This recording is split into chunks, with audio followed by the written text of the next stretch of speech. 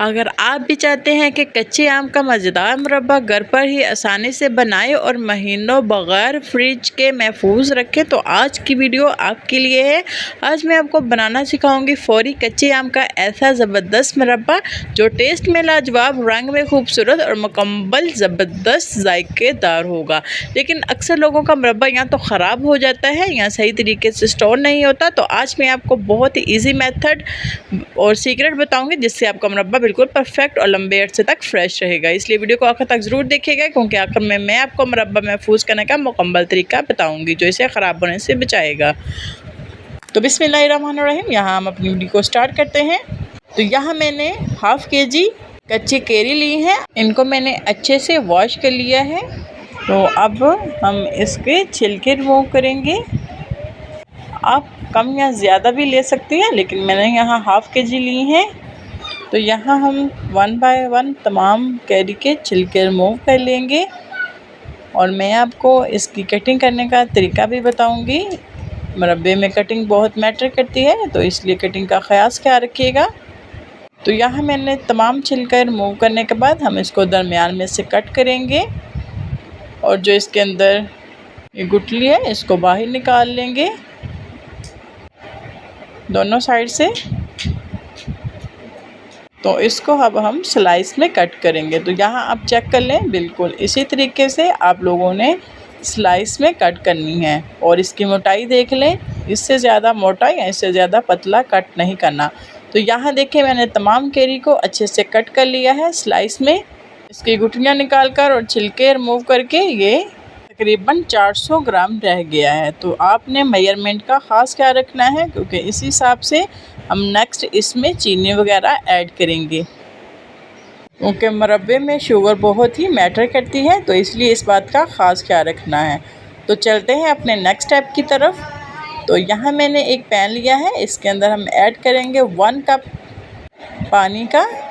तो जैसे ही पानी में हल्का सा बॉईल आना शुरू होगा तो जो हमने कैरियाँ कट करके रखी हैं उनको ऐड करेंगे। तो इनको अच्छे से मिक्स करेंगे। तो एक बात का ख़ास ख्याल रखना है, कैरी को ज़्यादा ओवर कुक नहीं करना।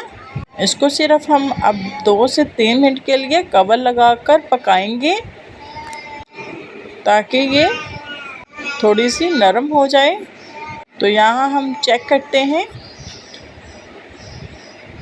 देखने में तो लगता है काफ़ी सॉफ्ट हो गई हैं। तो अब हम चेक करते हैं।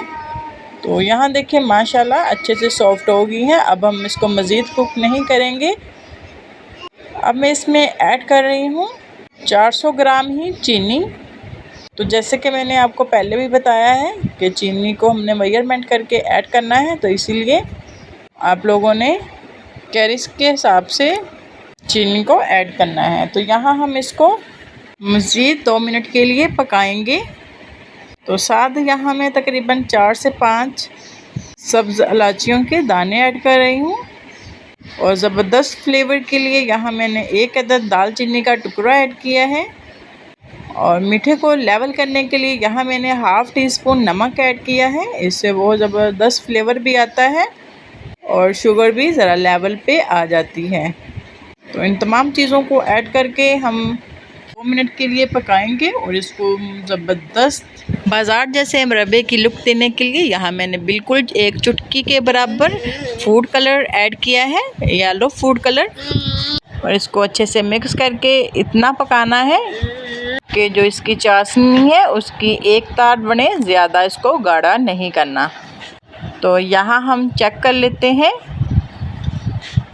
तो अभी इसकी तार नहीं बन रही, तो इसको मज़ीद 2 मिनट के लिए पकाते हैं। तो यहाँ माशाल्लाह से 2 मिनट हो गए हैं। तो चेक करते हैं। तो ये देखें माशाल्लाह से इसकी तार बनना शुरू हो गई है। इसको हम ठंडा करके अब सर्व करते हैं। तो यहाँ देखिए माशाल्लाह से कितना ज़बरदस्त, सिर्फ 5 मिनट के अंदर हमारा कैरी कच्चे आम का मुरब्बा बिल्कुल परफेक्ट बनकर रेडी हुआ है।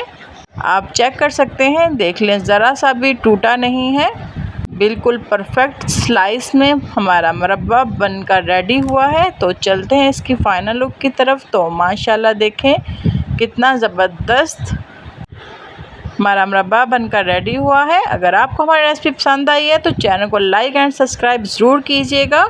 और इसके साथ ही मैं आपको मुरब्बा स्टोर करने का तरीका बताऊंगी। तो यहाँ आपने एयर टाइट जार लेना है। तो इस बात का ख़ास ख्याल रखना है कि इसमें बिल्कुल भी पानी की नमी ना हो। और जो मुरब्बा है इसको बिल्कुल ठंडा करके आपने ऐड करना है।